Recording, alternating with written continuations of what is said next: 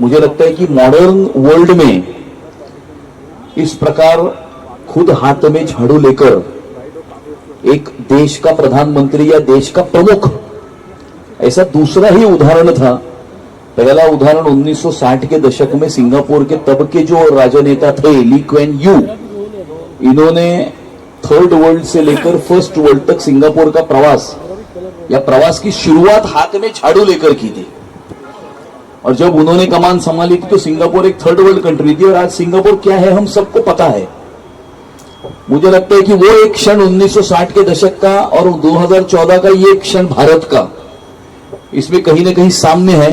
फर्क भी है, फर्क ये है कि वो कोई डेमोक्रेटिकली इलेक्टेड गवर्नमेंट नहीं थी भारत की, तो ये democratically elected government Modi ji की है।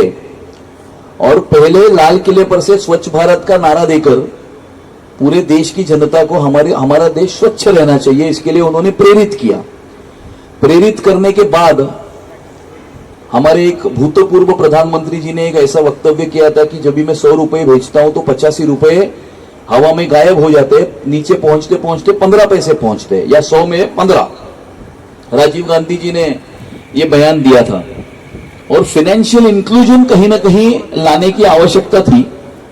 और इस देश में जनधन के माध्यम से पहले ही 6 महीनों में 17 करोड़ से ज्यादा जनधन अकाउंट खोले गए। आज जनधन अकाउंट की संख्या ये 50 करोड़ पार हो चुकी है। और 17 करोड़ जनधन अकाउंट में इस देश के एक गरीब ने साधारणतः 17,000 करोड़ रुपए ये बैंकों में डाले। ये पहली शुरुआत थी, क्योंकि अगर फाइनेंशियल इंक्लूजन करना है, ऊपर से 100 रुपए भेजने और नीचे 100 रुपए पहुंचने, तो पहले बैंक में खाता होना चाहिए। इसके लिए पहले बैंक का खाता खोला, उसके बाद में डीबीटी किया। और फिर जीएसटी 2017 में आया, तभी जीएसटी के ऊपर आलोचना करने वाले बहुत लोग थे, ड्रैकोनियन इस प्रकार का लेजिस्लेशन उसे कहते थे। लेकिन आज एवरीबॉडी इज हैप्पी विद GST, one nation one tax. और कितने, और मुंबई में भी उस समय पर ऑक्ट्रॉय बंद होगा, केंद्र पैसे नहीं देगा, केंद्र रेगुलरली सबको पैसे अपना जो हिस्सा होता है वो भी भेजता है, देता है। और एक प्रकार से एक फाइनेंशियल रेवोल्यूशन जीएसटी के माध्यम से इस देश में लाया। इंफ्रास्ट्रक्चर के बहुत सारे, आज दुनिया का सबसे ऊंचाई पर रहने वाली रेल कौन सी है, भारत में है। दुनिया के सबसे ऊंचाई पर रेलवे स्टेशन कौन सा है, वो भारत में है। दुनिया में 12 नंबर का सबसे लॉन्गेस्ट सी ब्रिज कौन सा है, वो भारत का है। ऐसे बहुत सारे इंफ्रास्ट्रक्चरल मार्वल्स जो है वो क्रिएट किए। और हमारे देश के सिक्योरिटी और सेफ्टी को लेकर जो एक सबसे बड़ा मुद्दा था कश्मीर का,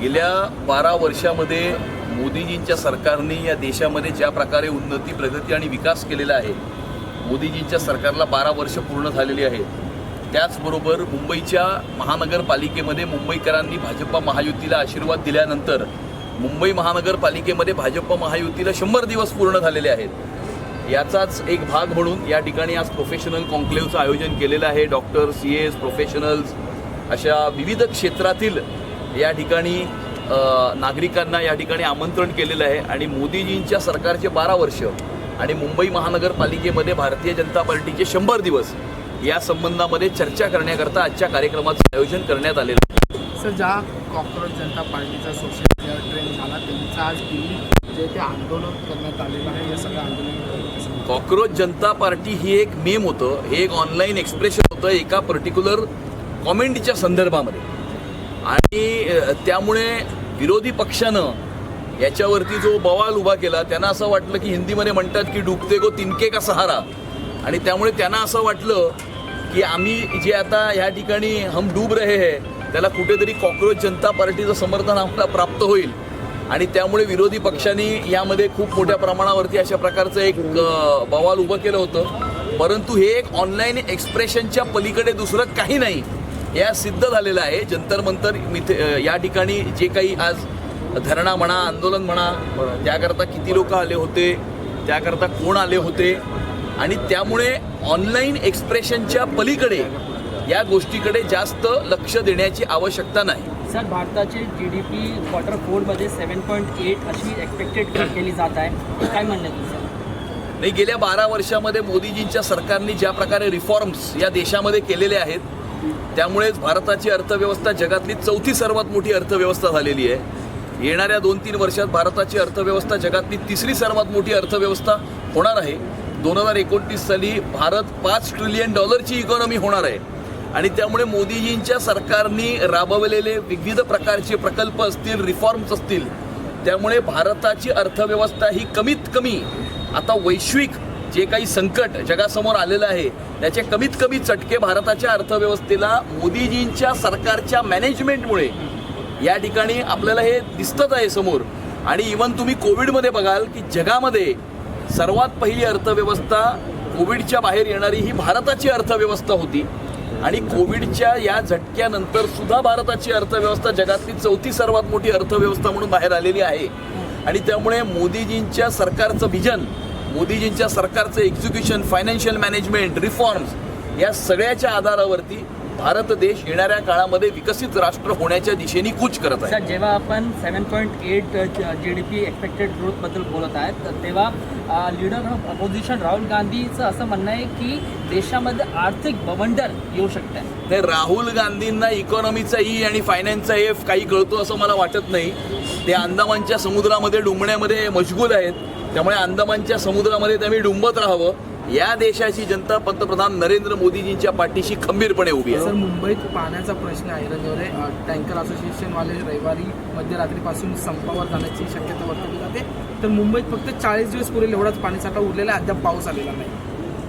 दरवर्षी जूनच्या महिन्यामध्ये ज्या वेळेला मान्सून आलेला नसतो त्यावेळेला साधारणतः वर्षभर पाण्याचा उपयोग केल्याच्या नंतर तेवढाच साठा हा असतो. साधारणतः 11 आणि 12 तारखेच्या सुमाराला केरळमध्ये मान्सून येणार आहे आणि त्याच्या 2 ते 4 दिवसामध्ये मुंबईमध्ये मान्सून दाखल होईल. आणि त्यामुळे येणाऱ्या काळामध्ये मान्सूनचं आगमन हे मुंबई महाराष्ट्रामध्ये झाल्याच्या नंतर मुंबई शहराला पुरवणाऱ्या जे तलाव आहेत त्या तलावांच्या साठ्यामध्ये नक्कीच यामध्ये वाढ होईल. आणि त्याच्याच बरोबर मुंबईच्या महानगरपालिकेनेही मुंबई शहरात असलेले लेक्स, रिव्हर्स, पॉन्ड्स, रिझर्वायर्स आणि नॅचरल जे काही स्तोत्र मुंबईमध्ये आहेत त्याचाही चांगल्यात चांगला उपयोग कसा करून घ्यावा याकडे मुंबई महानगरपालिकेने लक्ष देणं अपेक्षित आहे.